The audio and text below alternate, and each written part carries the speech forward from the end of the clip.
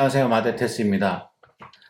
어제 영상을 올리면서 코비드 19이 너무 오래됐다면서 사실 제일 어려운, 뭐 다 어렵습니다. 다 어려운데 특히 어려운 가정들이 있습니다. 장애우를 가진 가정들이죠. 저희 집도 저희 아이가, 둘째 아이가 굉장히 중증 자폐 장애아입니다.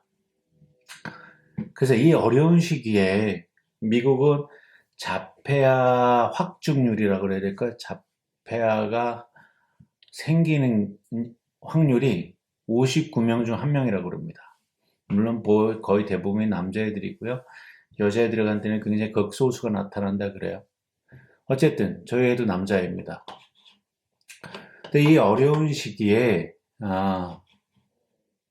자폐아 진단을 받거나 장애아 진단을 받은 가정을 좀 생각해 봤습니다. 저희도 마찬가지고 뭐 이제 저희 집은 꽤 오랫동안 저희 둘째 아이를 위해서 치료를 받고 했기 때문에 이제 까마득한 옛날 얘기가 된 것 같아요. 저희 아이가 처음 진단을 받았을 때 그 기분. 그래서 제가 그걸 리콜을 하고 리마인드 하면서 어땠을까 하는 생각에 오늘 이것을 나눠보고자 합니다.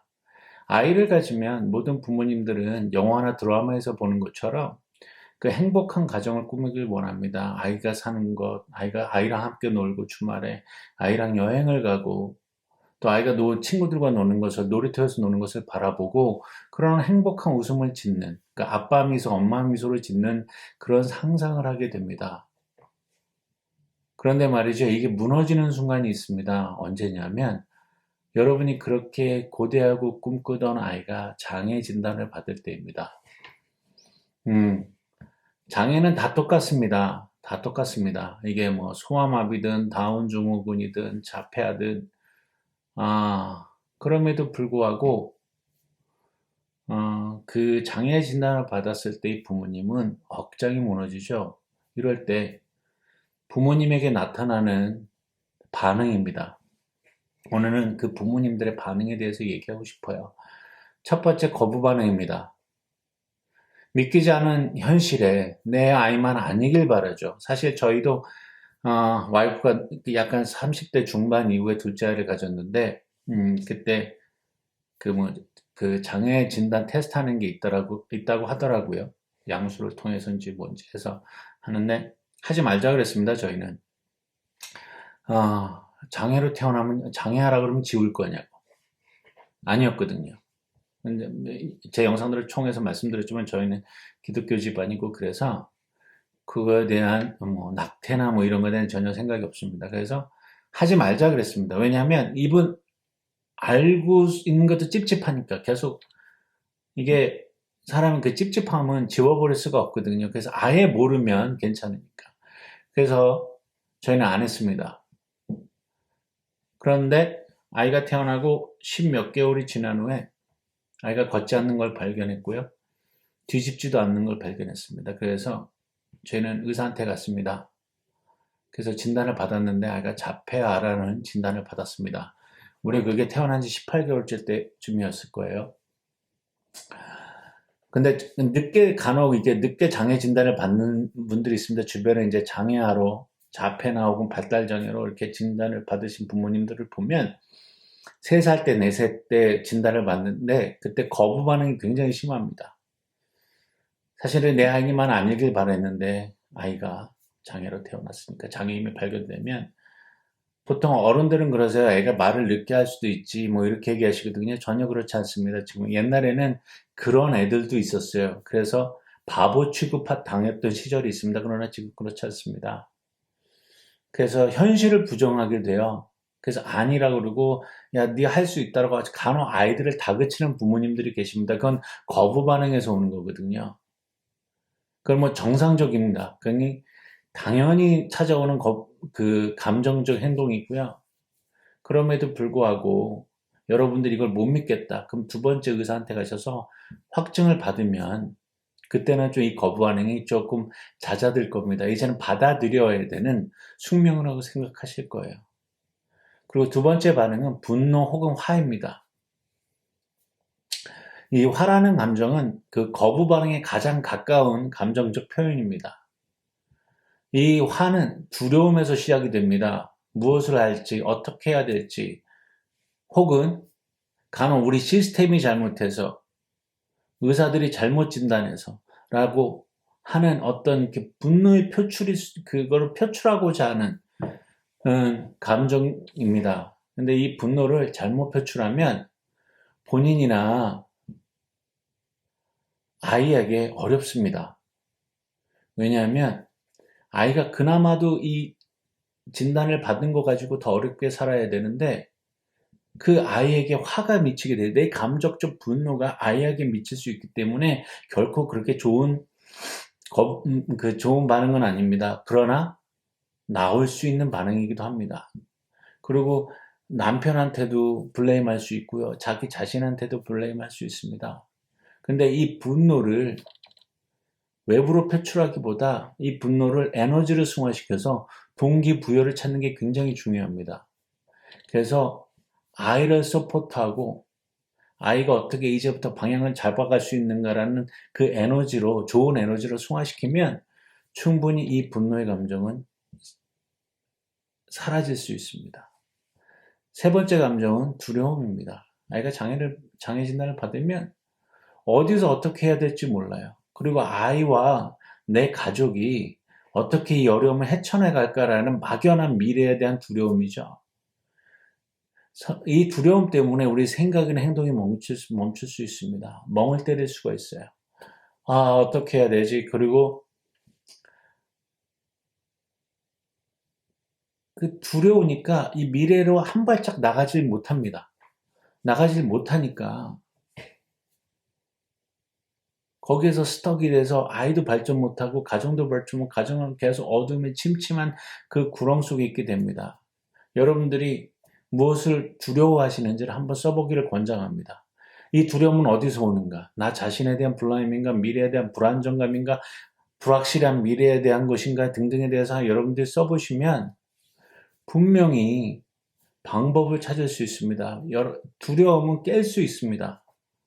그게 어디서 오는지만 확실히 알면. 그러니까 미래는 개척해 가면 됩니다. 아이와 내가 치료를 통해서. 그래서 가족이 본딩해서 서포트를 받음으로써 아이가 세워짐으로써 벗어날 수 있습니다. 근데 그 두려움을 극복하지 못하면 아이도 불행해지고 가정도 불행해지고. 그리고 네 번째로 오는 감정적 액션이 슬픔입니다. 그러니까 아이를 가졌을 때 우리가 행복한 순간들을 경험하잖아요. 근데 장애를 진단을 받는 순간 이런 행복한 순간을 아까도 초기 영상 처음에 말씀드렸지만 아이들이 친구들이랑 노는 거하고도 멀어질 수 있습니다. 그리고 아이들이 혼자 할 수 있는 게 없어서 옆에서 항상 도와줘야 되고 옷 입고 하는 것 등등 사소한 것들. 아직 저희 아이가 11살임에도 매일 목욕을 시키고 있습니다. 목욕하는 법을 몰라서요. 가르치고 있지만 굉장히 어렵습니다. 왜냐하면 학습 능력이 굉장히 떨어지기 때문에. 그래서 그걸 가르치고 그것을 부스트업 해주느라고 아직도 하고 있습니다. 그런 평범한 일상들이 무너지는 그렇기 때문에 그래서 슬픔이 옵니다. 정상적인 생활을 이제는 할 수 없구나라는 좌절감, 그런 거에서 오는 거일 수도 있고요. 평범함을 잃어버린 거에 대한 슬픔이겠죠. 이거는 당연한 겁니다. 만약에 이 슬픔을 계속 여러분이 갖고 계신다면 심한 우울이나 심한 정신장애를 겪을 수 있습니다. 또한 이 영향이 아이한테도 미칩니다. 우리보다 더 많이 살아가야 될 그 아이가 우리의 감정적 상태, 집안의 공기 상태에 영향을 받는다는 얘기죠. 이 아이가 말을 못하고 행동이 느리고 학습장애가 있고 또 등등등의 불편함으로 인해서 아이가 심리적으로 위축될 수 있다는 얘기입니다. 만약에 이런 슬픔에 빠져 계시다면 빨리 기쁨으로 아이가 가져다 줄 기쁨을 생각해 보셔야 돼요. 예. 5번째는 죄책감입니다. 내가 전생에 무슨 죄를 지어서 우리 아이가 이런 아픔을 겪는가. 그 죄책감은 깊은 곳에서 나오기 때문에 그래서 원인을 찾으려고 합니다. 물론 여러 가지 원인이 있을 수 있습니다. 자폐나 발달장애 뭐 이런 장애들은 원인이 정확히 밝혀지지 않았죠. 그래서 부모가 담배를 폈다거나 스모크를 했다거나 뭐 약을 했다거나 또 좋은 그 나쁜 헤빗이 있다거나 그러면 그것 때문에 좌절감인데 그런 원인을 찾아도 아무 소용이 없습니다. 왜냐하면 지금 현실은 아이가 아프기 때문이죠. 그래서 그 원인을 찾는 대신 죄책감 속에서 원인을 찾는 대신 빨리 그 의사나 그 테라피스트들, 치료자들을 찾아가서 아이를 위한 치료 방법을 공부하고 그것을 만들어내고 그것을 플래닝하고 그것을 약속을 잡고 아이가 원하고 아이를 발달시킬 수 있는 무언가를 자꾸 찾아서 공부를 하신다면 그 죄책감은 오히려 더 아이를 잘 키우기 위한 격려와 위로, 부스터로, 응원으로 바뀔 거라고 생각이 되어집니다. 여섯 번째는 혼돈입니다. 왜냐하면 우리는 정상적인 교육 과정을 밟은 저희들은 부모들은 이 아이가 받게 될 새로운 교육에 대해서 전혀 무지합니다. 아는 게 하나도 없어요. 그래서 그들이 나오는 단어나 워드, 그들이 가르치는 이런 것들이 너무나 혼돈스러워요. 그게 무슨 말인지도 모르겠고 왜 그렇게 해야 되는지도 모르겠고 왜냐하면 정상적인 아이들은 자라면서 자연스럽게 그런 것들을 배워가거든요. 근데 우리 아이들은 그것을 조목조목 가르쳐줘야 되고 그게 반복되어서 아이들 몸에 습관처럼 새겨져야 됩니다. 그렇기 때문에 그래서 이게 맞는 건가 이게 안 맞는 건가라는 게 굉장히 혼돈스러워요. 우리는 정상적인 아이들은 정확합니다. 1 플러스 1은 2다. 이게 맞는 거다라고 가르치면 됩니다. 그리고 그 아이들은 그걸로 습득해서 더 많은 무슨 어려운 수학, 어려운 국어, 어려운 영어들을 해나가기 시작합니다. 근데 우리 아이들은 아주 단순한 것조차도 못하기 때문에 그래서 우리는 가르쳐서 이걸 왜 해야 되는지가 아니라 이거는 꼭 이 아이가 해야만 되는 거라고 우리는 시키고 혼돈하지 않고 가져가야만 우리 아이를 바르게 키울 수 있습니다. 일곱 번째, 영양 부족이라 생각이 듭니다. 처음에는 아이가 진단받았을 때 할 수 있을 거라고 계속 우리가 encourage, 그 상황을 우리가 컨트롤하고 이 상황을 바꿀 수 있어. 우리가 나아질 거라고 계속 하지만 사실은 아이는 그닥 우리가 기대하는 것만큼 발전하지 않습니다.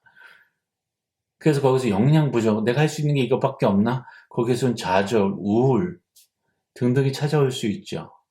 그리고 힘이 붙입니다. 우리 아이한테 A라는 글자, 기억이라는 글자를 가르쳐서 쓰게 하고 싶은데 지금 몇 달째 못 쓰고 있을 수도 있고요. 매번 화장실에 가서 똥 싸고 오줌 싸고를 가르치는 애도 그걸 못할 수도 있고요. 그래서 할 수 있는 게 없다. 다만 여기서 우리가 할 수 있는 거는 도움을 구하는 일입니다. 아이는 도움조차 구하지 못합니다. 우리는 아이를 위해서 대변하고 대변인이 되어서 아이가 필요한 것을 찾고 도움을 구하고 할 수 있다는 것입니다. 그게 우리 이 장애아를 가진 부모님들이 해야 될 일입니다. 여덟 번째 안도죠. 이건 사실은 이 과정들, 감정들 중에 마지막이기도 하고요. 첫 번째이기도 합니다. 어떤 부모님들한테는 첫 번째일 수 있어요. 3선이 아까도 말씀드렸지만 늦게 아이가 장애를 진단받는 경우들이 있습니다. 저희 아이랑 같이 학교 다니는 아이, 그 아이는 대변 훈련까지 다 끝냈다 그래요. 그런데 갑자기 대변을 못 가리기 시작했답니다. 그 아이가 2살 반, 3살쯤이었다 그러는데요. 그래서 다시 갔더니 자폐아 진단을 받았어요. 그래서 아이가 계속 오줌을 다시 못 가리고 그거를 훈련시키는데 몇 년을 더 소비했다고 그럽니다. 다시. 그런 거예요. 만약에 그렇게 되면 왜 아이가 대소변을 못 가리고 잠을 못 자고 왜 우리 아이가 말을 못하고 왜 못 걷지에 대한 원인을 찾았잖아요. 원인을 찾았음으로 해서 오는 안도가 그래서 이거를 이제 아이가 살아갈 수 있도록 도와줘야 되겠다라는 모티베이션, 동기부여가 분명히 되기 때문에 이 안도라는 감정도 같이 오게 될 수 있습니다. 처음에는 그래서 몰라서 당황스럽고 왜 우리 아이는 늦지 자꾸 다른 아이가 컴페어하면서 불안해하고 초조하다가 이제는 우리 아이가 가야 될 방향이 정해져서 의사들과 치료사들과 함께 이제 미래를 향해서 우리가 조금씩 아주 더딘 걸음이지만 가야 된다는 그 확신이 들어서 이제 안도의 숨을 쉬게 되는 겁니다.